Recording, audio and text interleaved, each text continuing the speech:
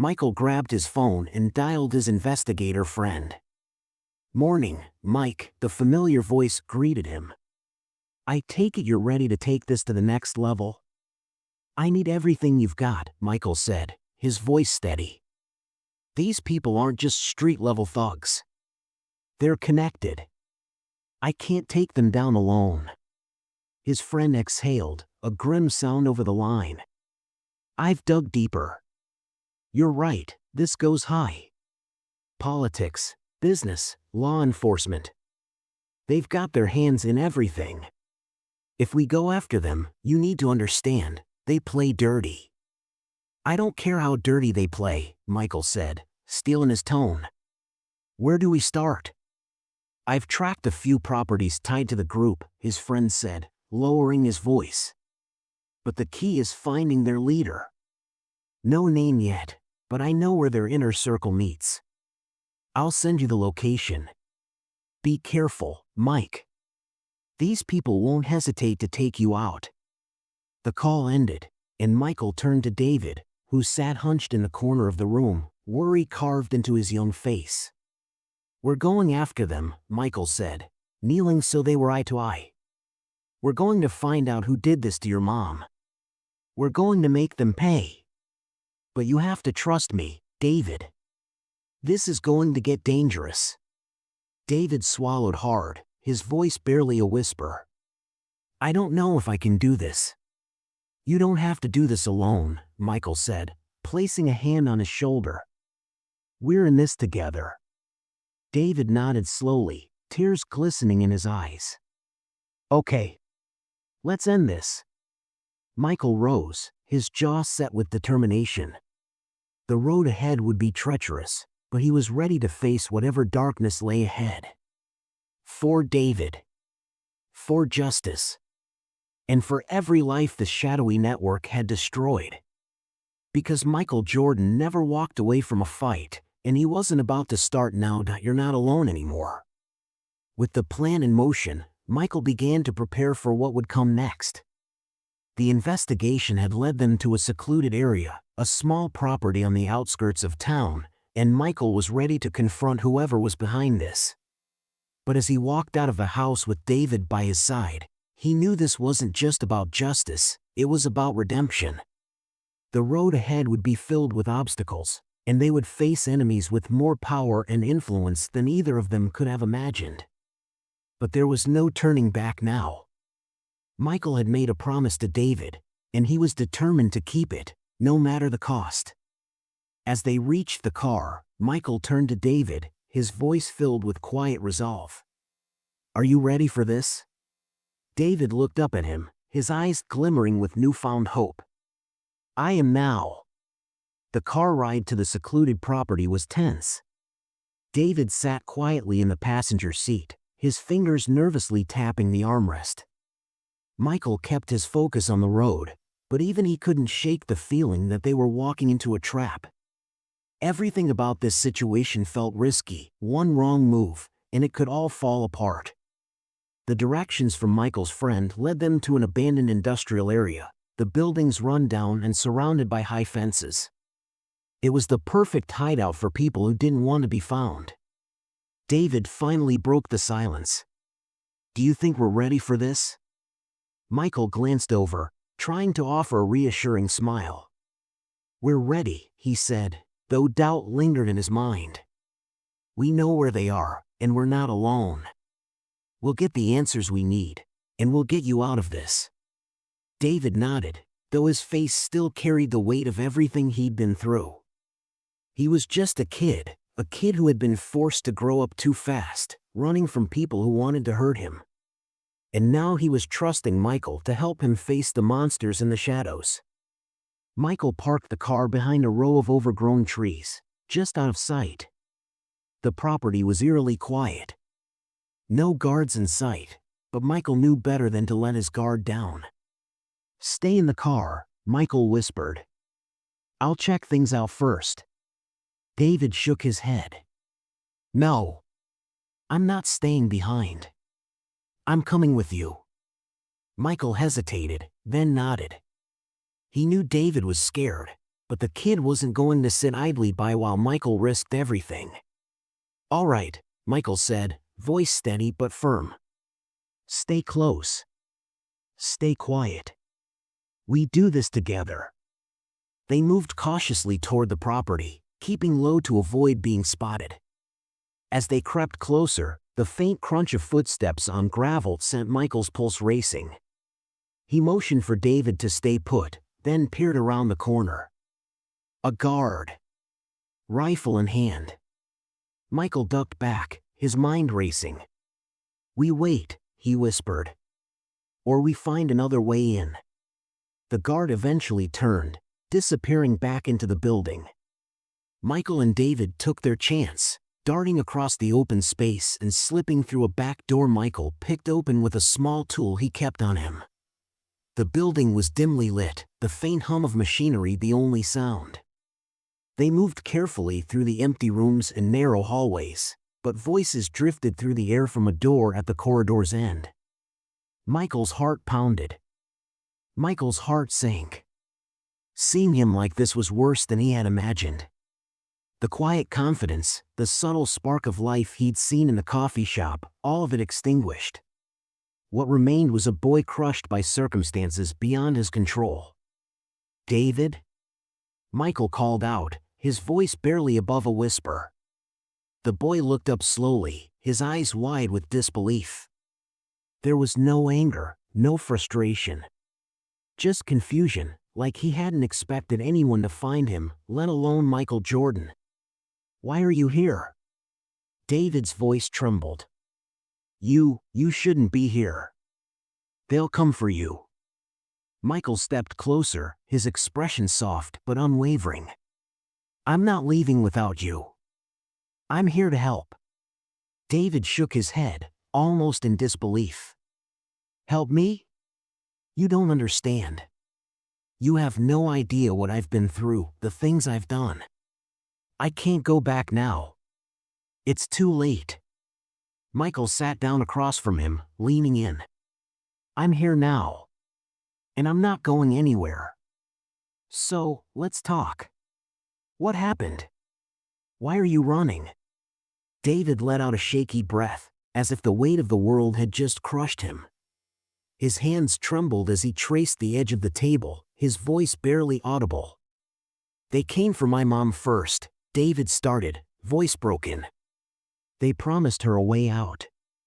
Said we could have a better life. But the moment she trusted them, they took her. She tried to fight back, to leave, but they wouldn't let her. And when she tried to get me out, they turned on us. They said if I didn't do what they wanted, they'd hurt her. They'd hurt me. So I ran." He paused, eyes glistening with pain. "I didn't know who else to turn to. I didn't think anyone would care." Michael's chest tightened. He'd faced struggles, but this was survival on an entirely different level. "David," Michael said, voice steady but gentle. "You're not alone. We'll figure this out. But I need you to tell me everything. Who are these people? Why are they after you?" David wiped his eyes, trying to hold back the storm of emotions. "They're connected to powerful people. Politicians, business tycoons, people who help them cover their tracks. They make people disappear. Just like that." He snapped his fingers, his voice cracking. "My mom, she didn't stand a chance." Michael's mind raced. This wasn't just some small-time operation. These people had influence, control, the ability to erase lives without a second thought. And somehow, this innocent boy had landed in their crosshairs. As the silence stretched between them, Michael's determination hardened. He couldn't walk away. "Not now." "David," Michael said, voice laced with quiet resolve. "You didn't deserve this.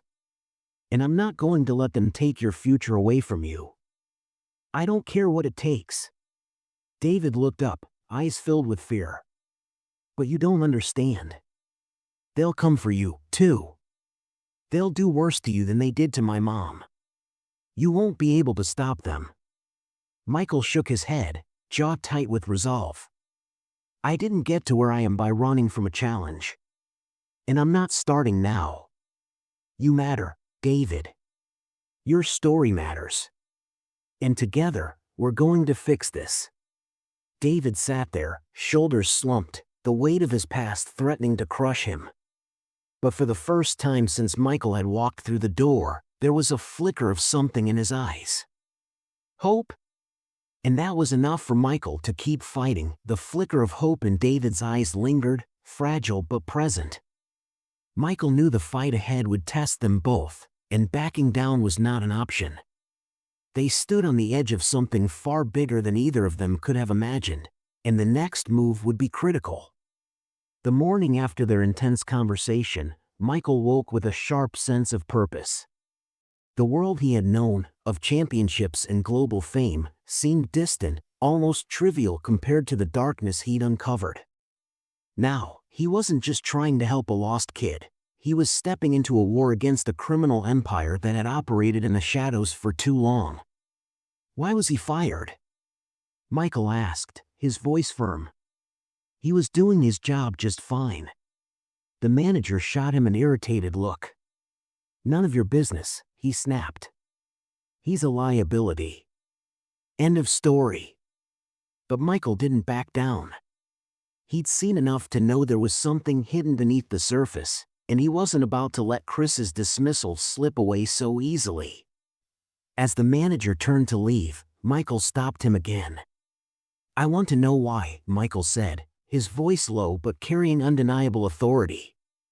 The manager hesitated, glancing around to see if anyone was watching. Then, with a reluctant sigh, he leaned in and whispered, It's because of the incident yesterday. The kid gave you a free coffee. Not a good move. Michael's brow furrowed. That's it, he asked, incredulity creeping into his tone.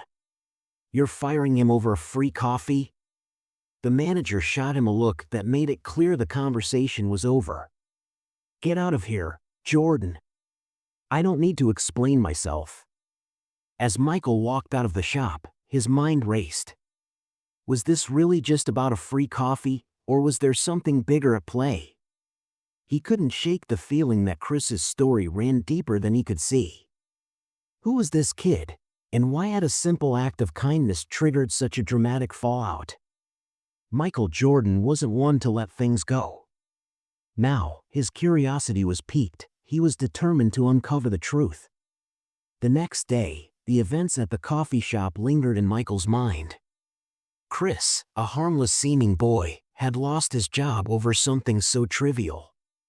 But the more Michael thought about it, the more he sensed there was something deeper. This wasn't just a misunderstanding or a manager with a grudge. Michael decided he couldn't let it go. He had the resources, the influence, and the determination to get to the bottom of the situation. So, he called in a favor from an old friend, someone skilled at digging up information without drawing too much attention.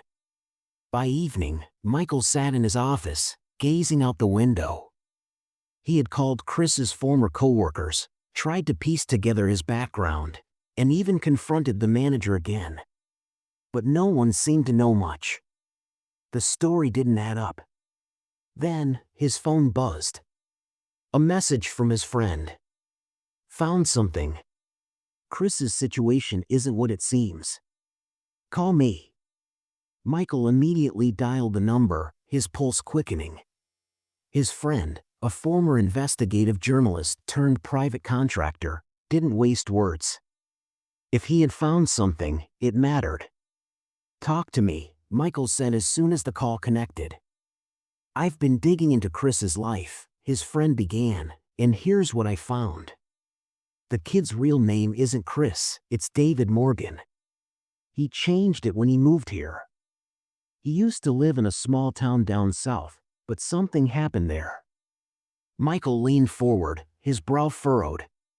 What happened? His mother, the friend continued.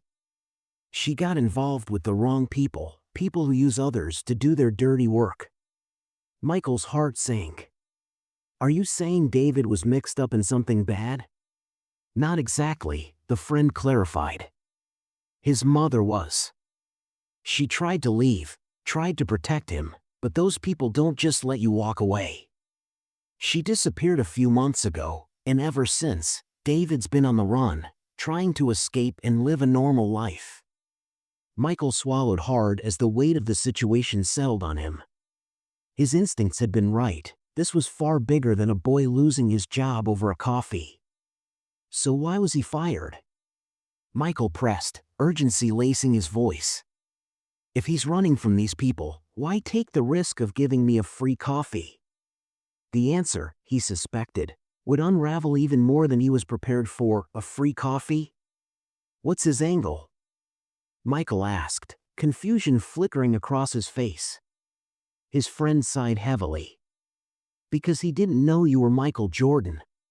He saw you as just another person in the cafe. He thought you were someone who wouldn't judge him, someone who might understand that sometimes you just have to do whatever it takes to make ends meet.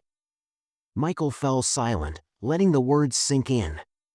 The pieces of the puzzle were starting to fall into place, but gaps remained. There was so much he still didn't understand. Michael Jordan, the legend himself, stood in the middle of the bustling coffee shop, his unmistakable aura of confidence and charisma silently commanding the attention of everyone in the room. Yet, amid the sea of starstruck faces, one person remained unfazed, a young boy, no older than 17, working diligently behind the counter. Michael had visited this cafe countless times, but today felt different. The boy barely acknowledged the basketball icon, offering a polite smile as he handed over the coffee and carried on with his tasks as though it were just another ordinary day. To him, Michael Jordan, the greatest basketball player of all time, was simply another customer. But what happened next would forever change the trajectory of both their lives. The boy was about to be fired.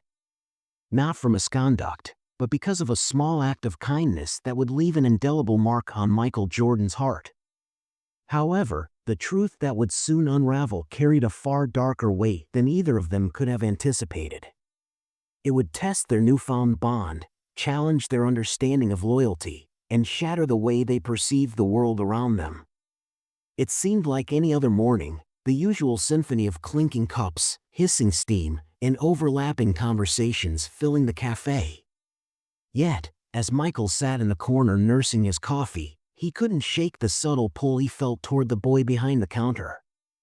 The boy's name tag read Chris, but unlike the other patrons who whispered and stole glances at the NBA icon, Chris appeared completely indifferent to his presence. Michael observed the boy's calm demeanor, noticing the absence of awe in his eyes.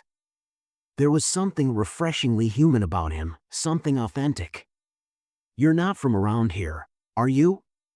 Michael asked, breaking the silence with casual curiosity. Chris looked up, momentarily surprised by the question.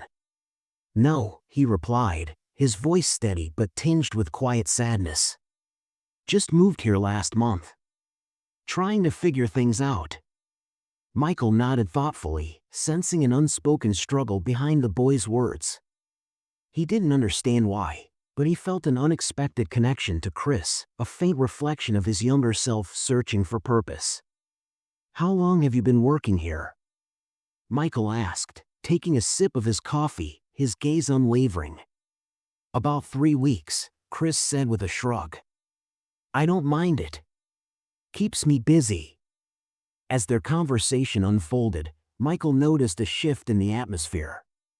The manager emerged from the back room, his face taut with tension. Without uttering a word, he strode toward Chris and tapped him on the shoulder. Chris turned, and Michael caught the flicker of recognition in his eyes, as though he already knew what was coming. "You're fired," the manager stated bluntly, his tone devoid of empathy. "You've been too slow with the orders, and we can't afford to keep you. I need someone more reliable." The words hit like a hammer. Chris stood frozen, processing the abrupt dismissal. The other employees continued working, their eyes deliberately averted, but Michael watched every second unfold. Chris didn't argue. He didn't plead. He simply nodded, quietly gathered his belongings, and headed for the door. But as he passed Michael's table, he hesitated. A fleeting uncertainty crossed his face before he finally spoke, his voice low but steady, quietly, almost to himself. Chris muttered, "I guess helping you wasn't the right choice after all." The words lingered in the air like an unanswered question. Michael sat back in his chair, disbelief washing over him. He hadn't caught every detail, but he knew enough. Something about Chris's firing didn't sit right. The boy had done his job, yet this was the result. Michael couldn't let it go. There was more to this than a simple dismissal. Rising to his feet, Michael walked over to the manager, who had already resumed his duties, acting as though nothing had happened. "This is it," he whispered. "Stay quiet. Be ready." He pushed the door open slowly. The room was dark, filled with shadows. But then he saw her, David's mother, bound to a chair, her eyes wide with fear. And next to her, stepping out of the shadows, was a face Michael hadn't seen in years. Jonathan Carr. An old friend. Someone Michael had once trusted. And now, the mastermind behind everything. Jonathan smirked. "Funny seeing you here, Mike. Always getting involved in things you don't understand." Michael's chest tightened. "What the hell are you doing here, Jonathan? What is this?" Jonathan's smile faded, his eyes cold. "Trust is a weakness, Mike. You don't get to the top by being nice. You climb by making deals. And I made mine." Before Michael could respond, more footsteps echoed down the hall. Armed men. Jonathan stepped back, hands in his pockets, like he already knew how this would end. "Take care of them," Jonathan ordered. Michael didn't flinch. He shoved David and his mother toward the window. "Go," he barked. They scrambled through as Michael followed, Jonathan's voice echoing behind them. "You won't escape, Mike. This is only the beginning." The cold night air hit like ice as they landed outside, stumbling toward the tree line. Their hearts pounded, breaths ragged, but Michael didn't let up. He kept them moving, adrenaline driving every step. "We need to keep moving," Michael said, his voice sharp. "They'll come for us. But we end this tonight." David clung to his mother's side, eyes filled with fear and hope. And as they disappeared into the darkness, Michael knew one thing for sure. The fight wasn't over. It had just begun, and now, with everything at stake, they were going to fight back. "Where's your mom?" Michael asked, his voice filled with concern.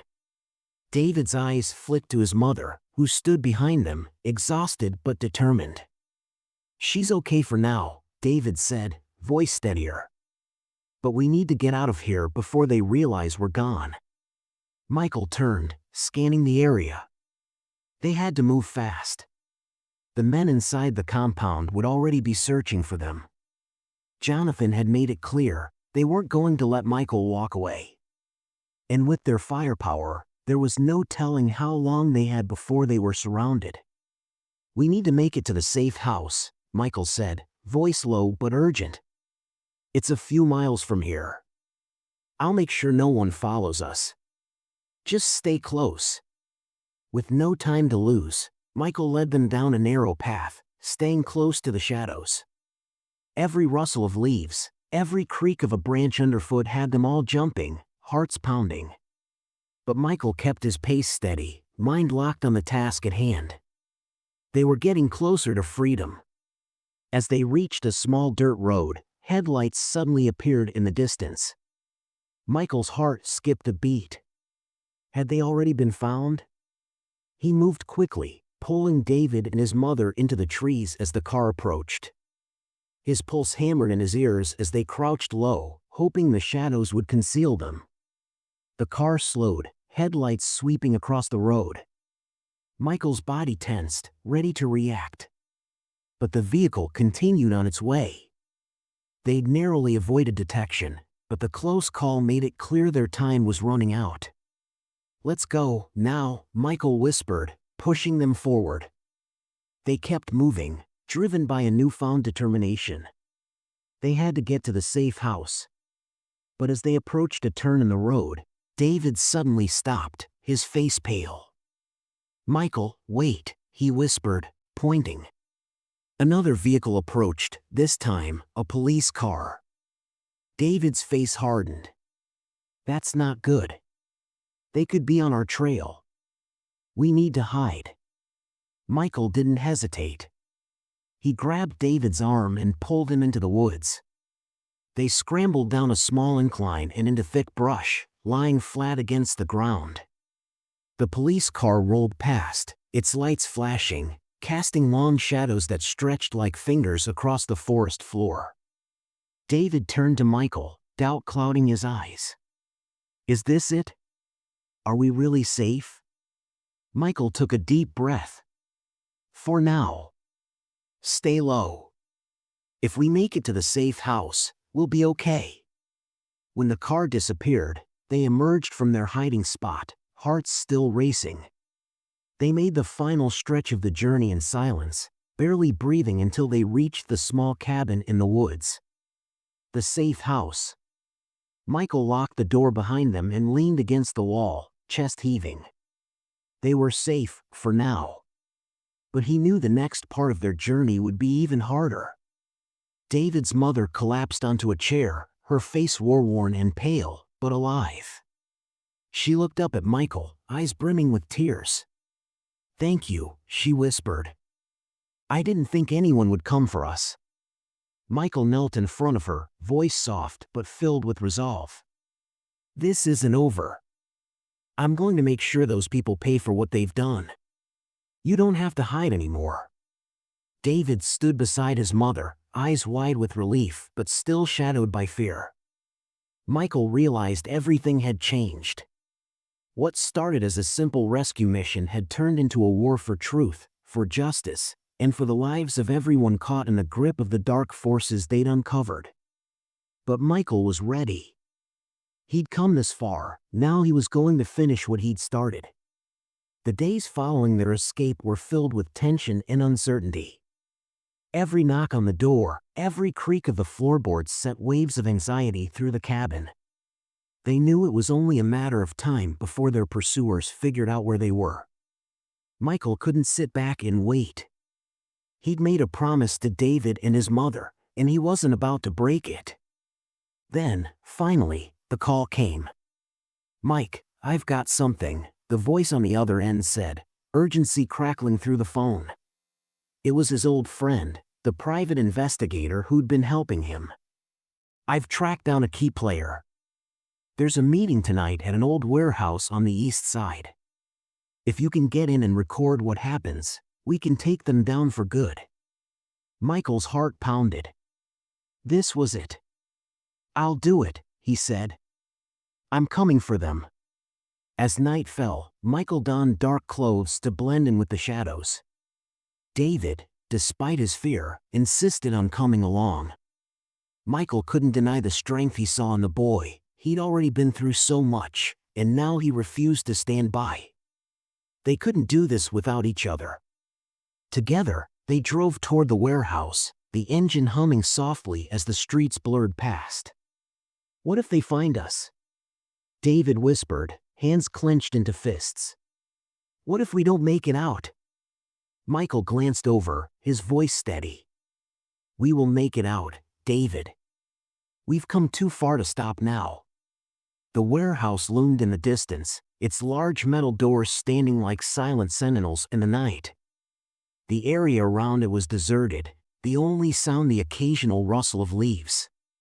Michael parked just out of sight, and they crept toward the back of the building. Michael bypassed the security lock with a small device, and they slipped inside. The air inside was heavy, the only light coming from overhead bulbs that cast eerie shadows across the concrete floor. Then they saw it, the meeting. The people responsible for everything, gathered in a small circle, exchanging hushed words. Michael's heart hammered. This was the moment. But just as he moved closer, a voice echoed from the shadows. "You shouldn't have come here, Michael." Michael froze. Jonathan Carr. Jonathan stepped out of the darkness, eyes cold. "You really thought you could stop this? You've already lost." Michael stood tall. "It's never too late to do the right thing. You've hurt enough people, and it ends tonight." Jonathan smirked. "You think exposing us changes anything? This is bigger than you." But Michael didn't flinch. "It ends because you can't keep hiding behind your power. I'm not leaving without the truth." Jonathan nodded, and the warehouse filled with armed guards. The fight was brutal. Michael, fueled by his promise to protect David and his mother, moved like lightning, taking the guards down one by one. When the dust settled, Jonathan lay on the ground, defeated. "You've lost," Michael said, breathing heavy. "It's over." David stepped forward, voice trembling. "Is it really over?" Michael smiled. "For you, it is." The authorities arrived, and as they walked away from the warehouse, David finally allowed himself to breathe. They were free. The nightmare was over. But for Michael, this journey had shown him the real meaning of second chances, and the strength that came from helping others. And he knew that, no matter what darkness came next, he would always keep fighting for the light.